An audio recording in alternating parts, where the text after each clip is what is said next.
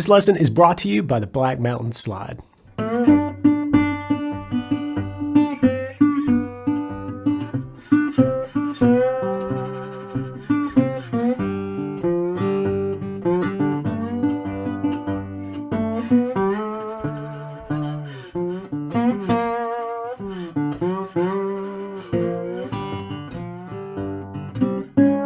I got a small collection of slides that I really never use. The reason? None of them seem to fit just right. And that's the biggest problem with buying a slide. It's hard to find one that's a great fit. The new full-size slide from Black Mountain solves this problem.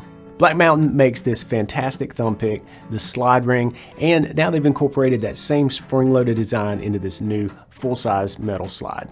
This slide has a cutaway for comfort and it adjusts to your finger for that perfect fit. They come in 3 sizes, small, regular, and extra large to help you get in the ballpark, but then that spring takes over and helps you dial in the perfect fit.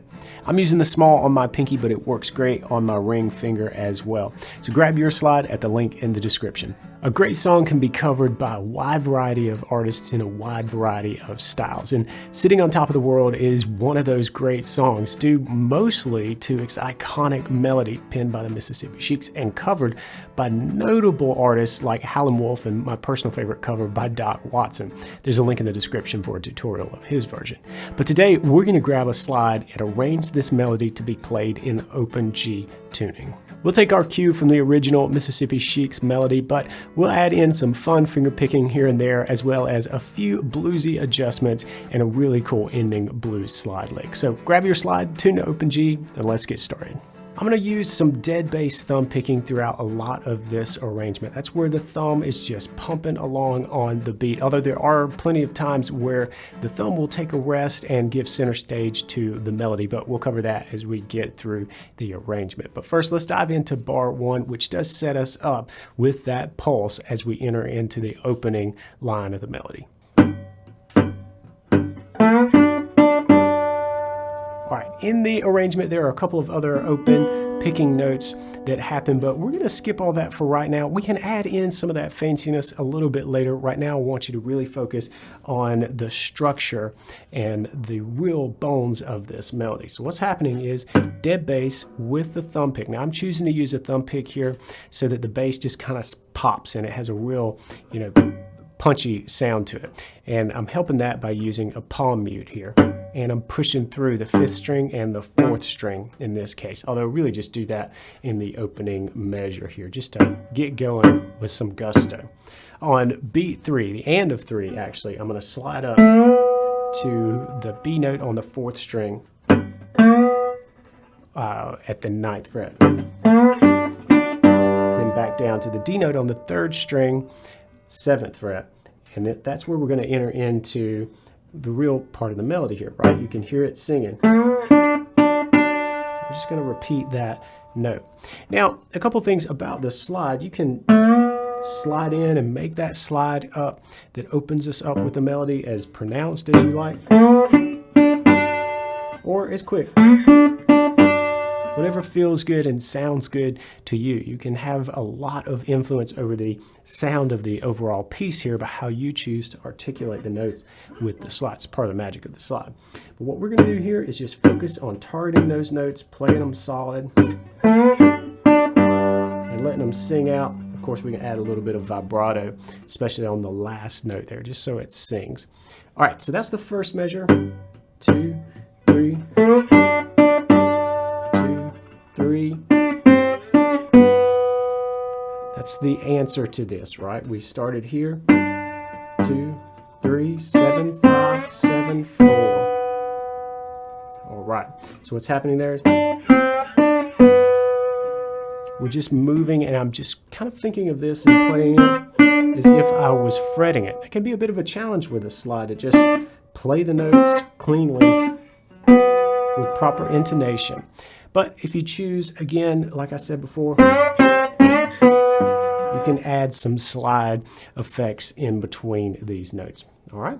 So with that, this next measure is one of the trickier ones in the whole arrangement. There's not a lot of notes, but the move is kind of tricky because we ended here, the top of measure 3, right? I'm at the B note on the 3rd string, 4th fret with that. That's where the melody ended,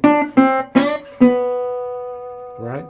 And I plucked the bass, and right there, I did a sneaky little move.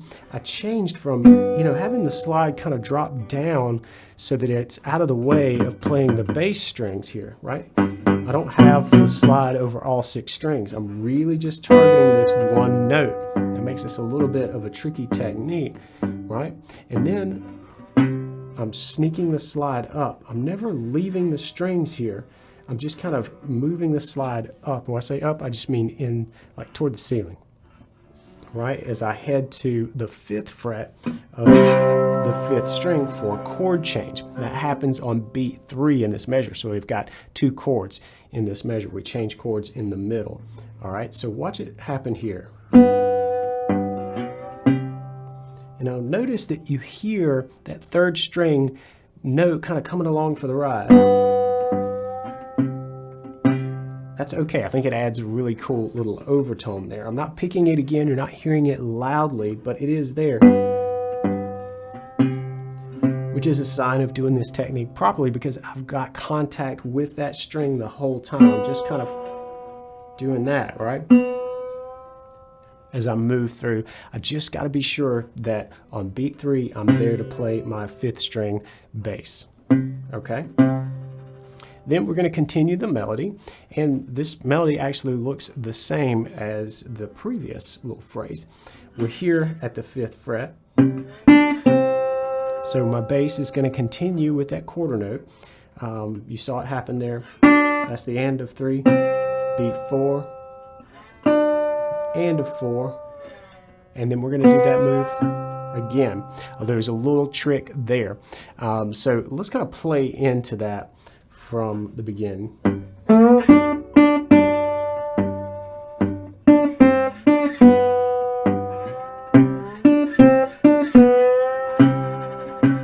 This is one of those spots where I mentioned that the bass kind of falls away. We play a 1 and then we come back to the bass at the 5th fret for 2 pumps here, just by themselves. But notice that for beat 1, we did that slide move again. And so you could think of the bass is just stepping away, and we're letting that melody finish there as we move up to our 4 chord here at the 5th fret again, okay? So this part again.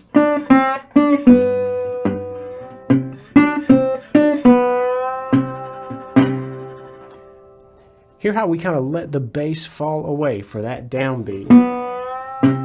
And we just repeated that sort of move that we had going on here as we sneaky slide our way back to that bass on the 5th string. The next couple of phrases start to inject a little bit of that minor sound here, so we get a little bit of a bluesier edge on things. But we got to move ourselves out of the 4 chord first. That's the place around the 5th fret where we've been working. So let's take a look at how we do that and then get into those bluesy licks. All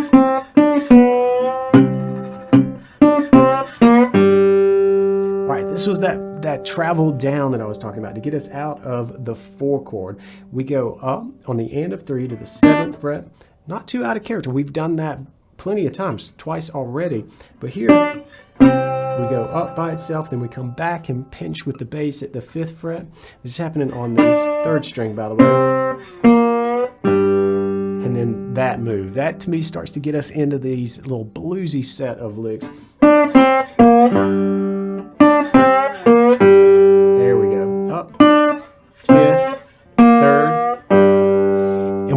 When we hit that 3rd fret, 3rd string, the B flat is just kind of bend it, right? We're not actually bending like you were fretting, but that's what it sounds like. You're taking the slide from a properly intonated note, which is directly over the fret, and you're pushing it slightly sharp just by getting out over the fret right there. We've got a cool little bluesy bend happening. All right, and then this next measure is a couple of licks right there with that same sort of sound happening. So let's hear that. All right, so that's the first one. We're just pinching with the bass, and I am letting up off my palm mute here, hitting the open 5th string and 3rd, and then open 4th string, and then doing another one of those bends, but this time on the 4th string, 3rd fret, as I roll up and hit the open 3rd string. All right, and then we got a similar move here, just bass 3rd string, and then we've got a triplet here. All right, so this measure. All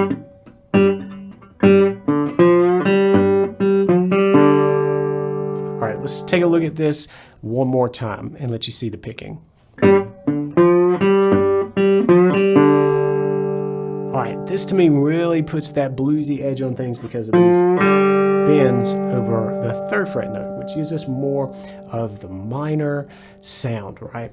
And then what we're going to do from there is kind of contrast that by hitting this sweet note here, right? This is B, which is the major 3rd of the key we're working in. So it's a great way to kind of dance between the minor 3rd sounds and major 3rd sounds. Now here what we're going to do is slide into the 4th string, and you're going to have to make sure you get your slide out of the way here. Again, get your slide out of the way of the bass string being picked, right? You should be able to hear both notes quite clearly. 2, 3. Just practice that if you need to, right? The lick that we're going to work with here, the phrase, is we're sliding in, 2, 3, 2, 3, 4, and on our way to the chord change up at the 7th fret. All right, and once we're there, hit that twice, and then we start the ending lick. And this is where the vocals would say sitting on top of the world. And we're going to do this with a little slide move, right? We're dripping some bluesiness on that by doing this in a triplet. We start out with the B flat 3rd string, 3rd fret, then up to the G with the slide. I'll show you that in just a second. And then that B flat, but then we bend it. And with the slide, it looks like this. Now, you could just open up and play that G as the open 3rd string. That's totally cool if you want to do that, but I love this sound where that middle note gets kind of a real quick attack on it. And you can also slide into it. You can't slide into an open string. All right. Now with that bend, we're coming up and finishing the phrase right here. The 5th fret, 4th string. All right, hopefully that helps you with the bones, with the structure of getting this melody down. And yeah, it is tweaked a little bit from the pure Mississippi Sheiks version of it. But again, I think that's the mark of a great tune, is that it's open to interpretation, but you still know what it is. So we put in some of these minor things and these kind of classic slide bluesy licks in there to really kind of make this arrangement stand out a little bit. Hopefully you think that, hopefully you feel that, but we've got a little bit of work left to do. I told you at the beginning of this video that we've got some things that can happen that make it a little bit fancier. So we're going to work on that, as well as end things with a really cool slide lick that sets us up to be able to just loop this over and over. So let's take a look at that now. All right, the first little fancy bit that we're going to add on here happens right as the melody opens. We're just going to add in some finger picking on the top 2 strings. They're going to be open, so that means that we're going to have to bring on some additional slide techniques so that we get the slide out of the way and clear of the 2 open strings. Let's take a look. All right, so all we're doing is picking the open 2 strings, but that's a lot easier said than done when you're wearing a slide. What I have to do in order to pick those 2 open strings, which is just the open first, then the second, then back to the first, by the way, but I've got to get my slide up. What's happening is I'm angling the slide in. Let's get a look at that.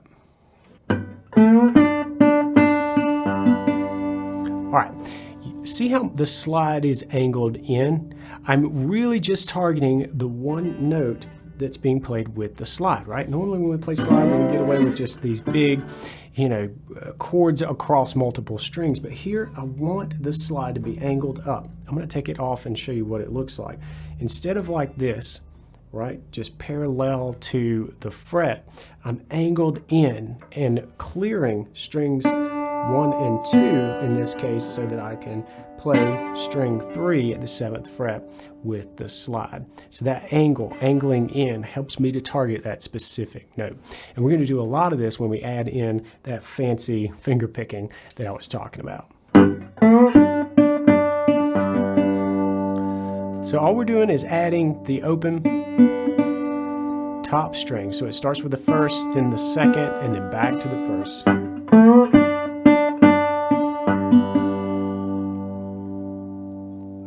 So we get a cool rolling vibe happening there. And then we'll do this again in different spots.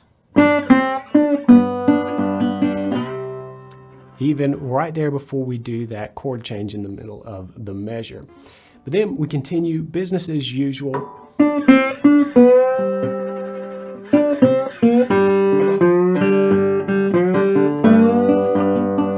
bring it back when we hit our B note.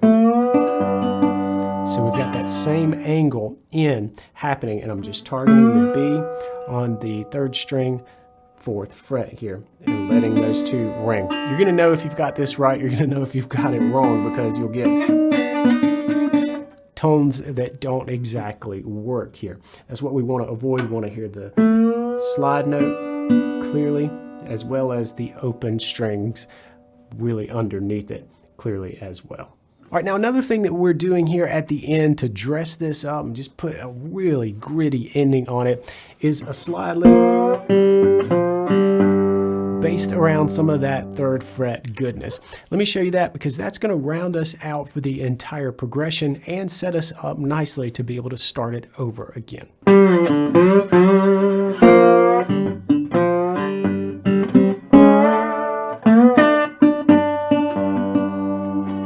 You can hear there is where we will start this over again, but we got this thing happening here first. All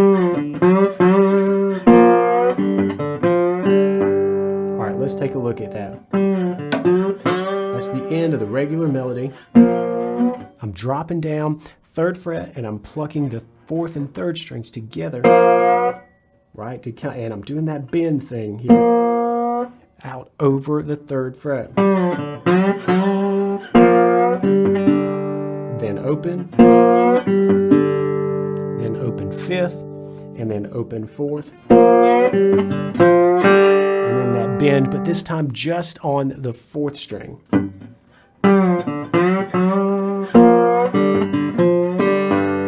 All right, and from here, we're just looking to end this, right? And we could do that in a number of different ways. One way that I like to do it is just climb up from the 5th to the 7th fret.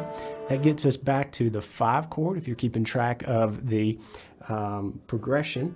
And that's gonna set us up nicely to slide back in where we started this arrangement. Slide back up from the 7th or so to the 9th fret. All right, but let's take a look at that lick a little bit closer.